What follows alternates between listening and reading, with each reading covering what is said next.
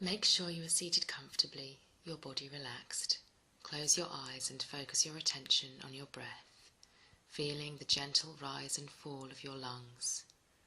Allow any tensions and worries to slip away, with each out-breath releasing any negativity.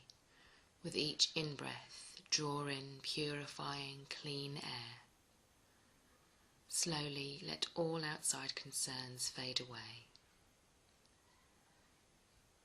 The space around you begins to darken as your attention moves inwards.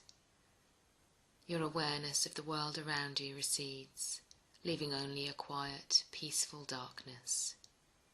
You rest a moment in the darkness, feeling yourself safe and secure.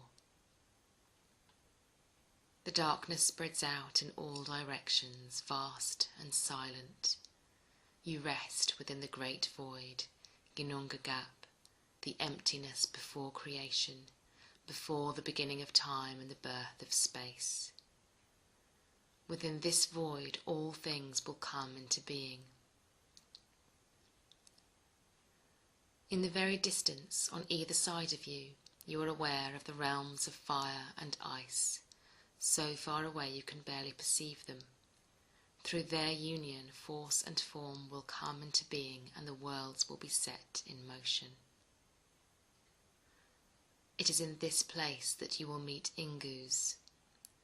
In the centre of the void you see a small light, a tiny spark of vitality. We will call the name of Inguz 3 times to bring it into being.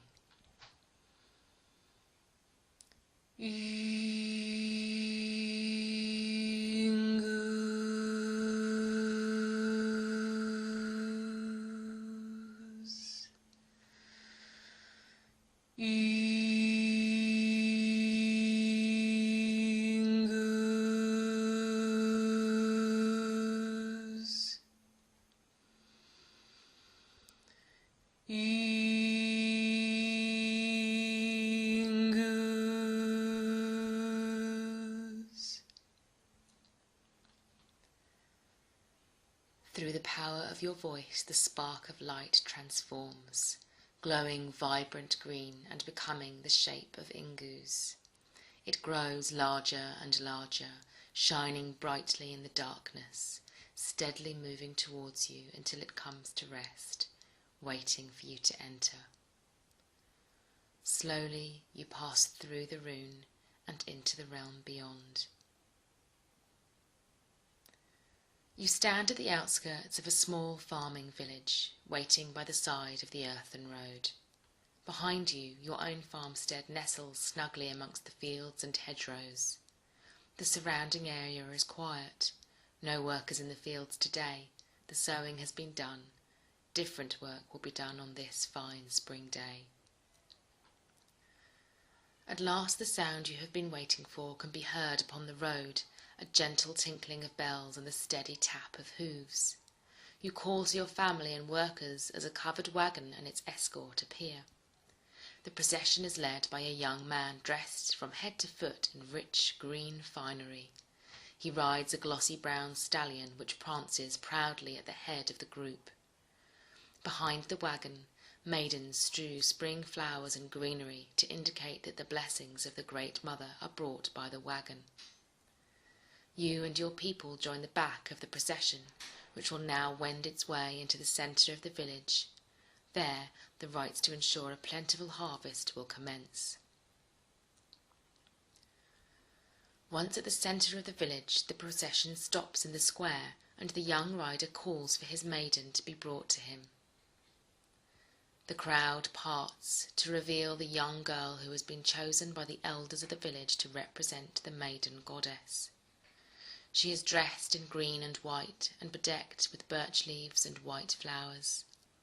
Slowly she approaches him, and the two of them perform a courtship dance, weaving in and out in an intricate pattern, calling forth the energy of the goddess within the young girl. The young man then presents his bride for the day to the village, and everyone cheers. Music is struck up and a merry dance begins. The rider and girl whirl through the happy company, conferring blessings on the couples who dance and weave around them. Food and drink is plentiful as the day progresses. The rider and his maiden are seated upon thrones of green, and the villagers provide entertainment, music, plays, dancing, song. Laughter and joy ring out from the heart of the community, and as the day wears on, a representative from each farmstead ceremonial presents an offering of corn to the couple. These are placed in the wagon.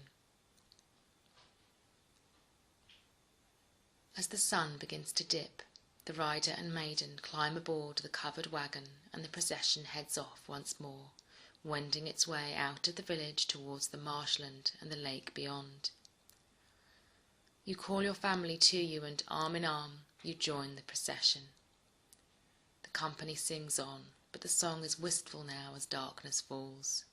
Torches are lit, and green ribbons are tied to the outside of the wagon as it rolls on, sheltering the rider and his bride as they honour the goddess. Eventually, the gathering reaches the top of the hillside overlooking the lake. The people whisper murmured prayers to the Lord and the great goddess as the horses are unhitched. You think of your own farmstead and pray that this year will be plentiful. At a signal from the chief of the procession, the torches are lowered, and the ribbons that bedeck the wagon catch alight. All the village unite to push the wagon down the hill, pushing and pushing with all your mights to set the wagon rolling down the hillside. Slowly it gathers momentum, so that it is travelling at a good speed when it hits the water. Out it moves into the water, its wheels leaving the bottom as the flaming wagon floats out further into the lake. The flames flicker and dance above the water as the wagon makes its gentle progress into the centre of the lake. You can hear the crackling of the flames, and after a few minutes this turns into a roar as the heart of the wagon explodes in a blaze of green light. Taking its secrets with it, the flaming wagon slowly capsizes and is swallowed by the deep waters. You wait until the lake is dark once more, and then slowly the procession makes its way home. The children are hushed in awe, for they are still of an age when they believe that the rider and maiden remained aboard the wagon. The adults are quietly humorous, knowing that the maiden, at least, will be waiting for them back in the village, and that the rider is likely to have already departed, with the villagers' gift of a new wagon, ready for the next village's celebrations.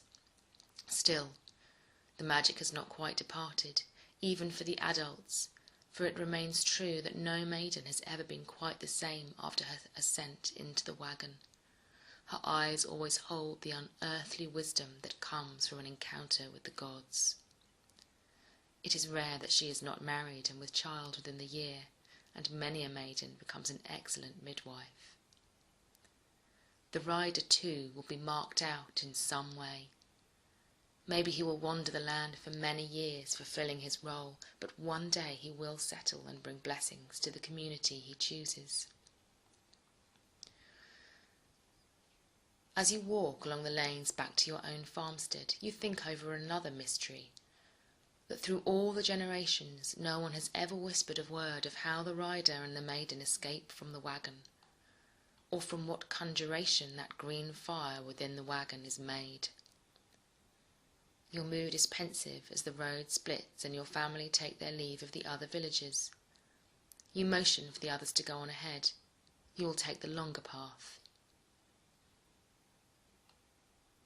Relishing the quiet walk alone through your fields, you cross over to a place where the woodland dips, giving you a view over the marshes to the lake where the moon is full, as it is tonight. The lake is still and silver in the moonlight.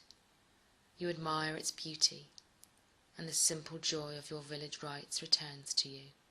How pleasant it is to give thanks with friends. Just as you are making ready to leave, a dark cloud passes over the moon and the silver lake grows dark, all except for a strange, glowing light at its centre. At first, you think your eyes are playing tricks on you, or maybe there is a break in the cloud, but soon you see that this cannot be so, for the light is green and ghostly, flickering within the water itself at the centre of the lake where the wagon sank. Slowly the light rises, and as it does so it expands, and you see that it is the shape of a great, glowing Inguz rune.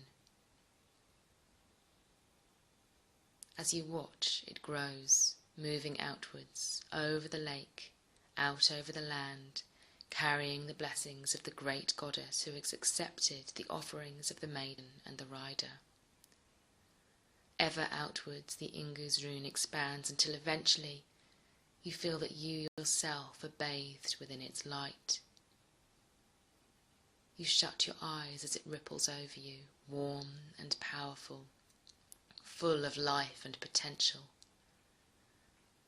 You think of your seeds waiting snugly within your fields and smile with certainty that they will grow strong. The magic, it seems, is deeper than you had thought. The energy of the Inguz rune slowly passes through you, and you are left quiet and alone in darkness. You are in that darkness now. Standing in the darkness, you give thanks to the rune for its lessons and energy. You watch as it fades away, leaving you in darkness, ready to return to your physical form. Slowly, you let your attention return to your body, feeling the darkness around you start to fade. You let your awareness expand to the space around you as the darkness recedes. You feel yourself centered within your body, your attention focused on your physical presence, your breath and your heartbeat.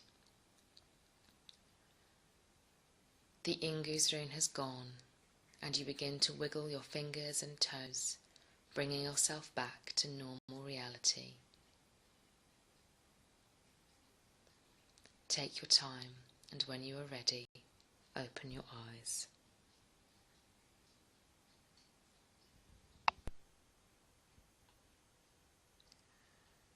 Make sure you are seated comfortably, your body relaxed.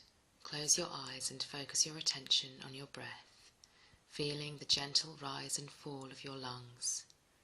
Allow any tensions and worries to slip away, with each out-breath releasing any negativity.